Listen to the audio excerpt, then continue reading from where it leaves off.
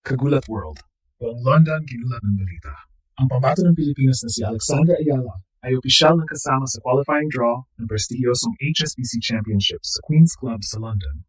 Isang napakalaking development ito para sa Racing Filipina star dahil ang torneo ay isa sa pinakamalaking grass court events bago ang Wimbledon. Ayon sa inilabas na player list ng WTA, kabilang si Alex sa mga qualifiers na maglalaban para makapasok sa main draw ng WTA 500 event. Mas lalong nakakagulat dahil patuloy ang pagtaas ng kompetisyon na hinaharap ni Alex ngayong 2026 season. Matapos ang kanyang breakout performances sa mga malalaking torneo at pag-akyat sa world rankings, isa na naman itong pagkakataon para patunayan na kaya niyang makipagsabayan sa mga elite players ng women's tennis. Sa qualifying list pa lamang, makikita na agad ang mga kilalang pangalan tulad ni Donovic, Beatriz Haddad-Maia, Carolina Pliskova, Qinwen Zheng, at Tatjana Maria. Ibig sabihin, bawat laban ay parang may draw match na rin sa bigat ng competition.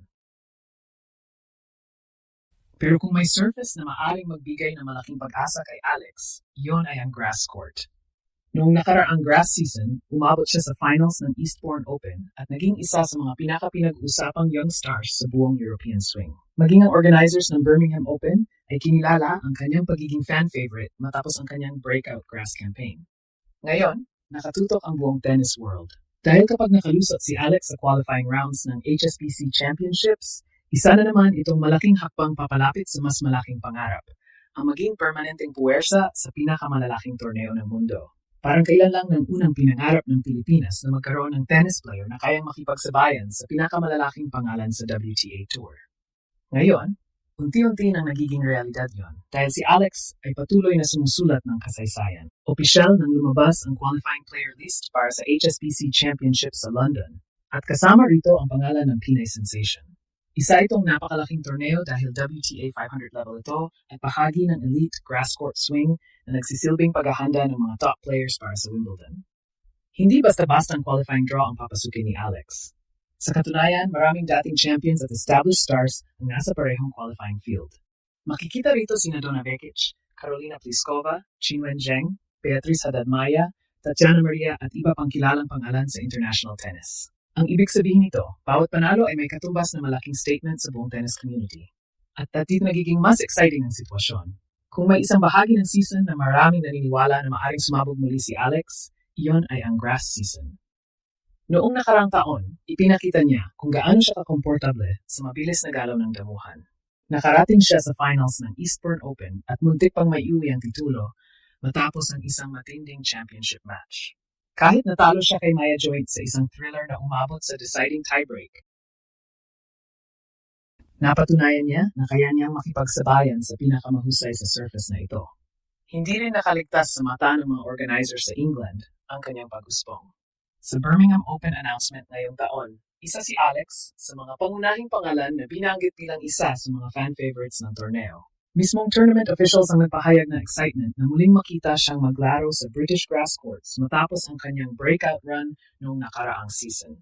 Mas mahalaga pa rito, ibang level na ang confidence ni Alex kumpara noong mga nakaraang taon. Ngayong 2026, nakapagtala siya ng ilang malalaking panalo laban sa world-class opponents at umakyat pa sa career high rankings. Sa edad na 21, isa na siyang regular na pangalan sa mga pinakamalalaking WTA tournaments. Ayon sa WTA profile, patuloy siyang nananatili sa upper tier ng rankings matapos ang kanyang breakout campaign noong 2025 at malalakas na performances ngayong taon. Kaya habang marami ang tumitingin sa qualifying draw bilang mahirap na daan, maaring iba ang tingin ni Alex rito. Para sa kanya, ito ay isa na namang pagkakataon upang gulatin ang mundo.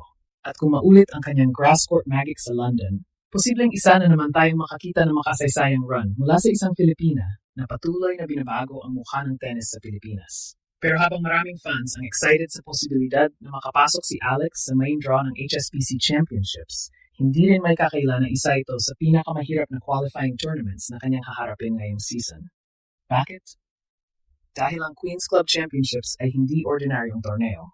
Ito ay isa sa pinakamatandang tennis events sa buong mundo at itinuturing na isa sa pinakamahalagang grass court tournaments bago ang Wimbledon. Ang torneo ay ginaganap sa iconic Queen's Club sa West Kensington, London, isang venue na matagal ng tahanan ng ilan sa pinakamalaking pangalan sa tennis history.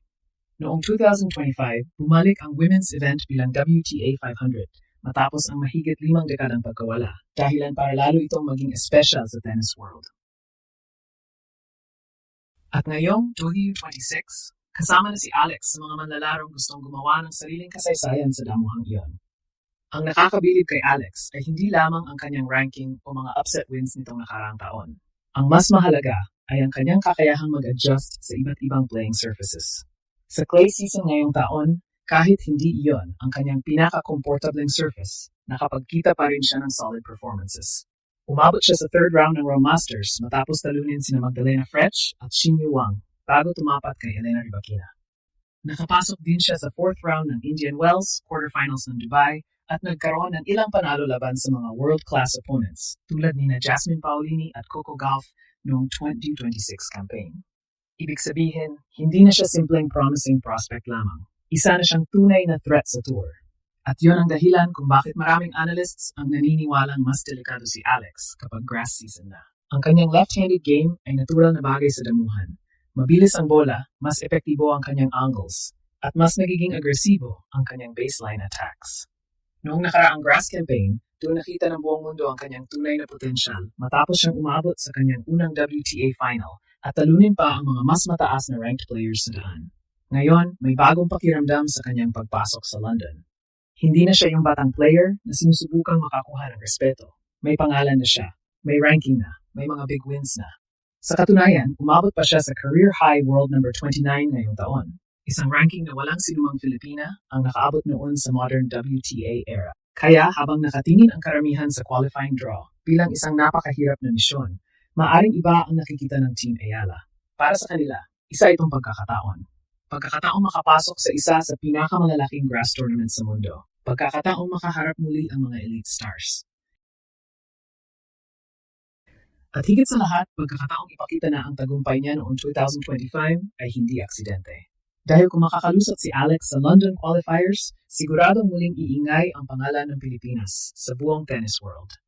At ito na naman ang simula ng isa pang nakakagulat na Cinderella run sa damuhan ng England. Sa puntong ito, malinaw na hindi na basta prospect lamang si Alex. Isa na siyang tunay na contender na kayang magbigay ng problema sa kahit sinong kalaban sa WTA Tour. Ang kanyang pagpasok sa HSBC Championships qualifying draw ay patunay na patuloy siyang umaakyat sa pinakamataas na antas ng world tennis. Ngunit mas mahalaga rito ang mensaheng ipinapadala niya sa buong mundo, na kaya na makipagsabayan ng isang Pilipina sa pinakamalalaking entablado ng tennis. Habang papalapit ang Wimbledon, bawat laban ni Alex sa London ay magiging mahalagang sukatan ng kanyang kahandaan. At kung magpapatuloy ang kanyang grass court magic, huwag na magulat kung muli niyang gulatin ang buong England at dalhin ang bandila ng Pilipinas sa isa na namang makasaysayang tagumpay.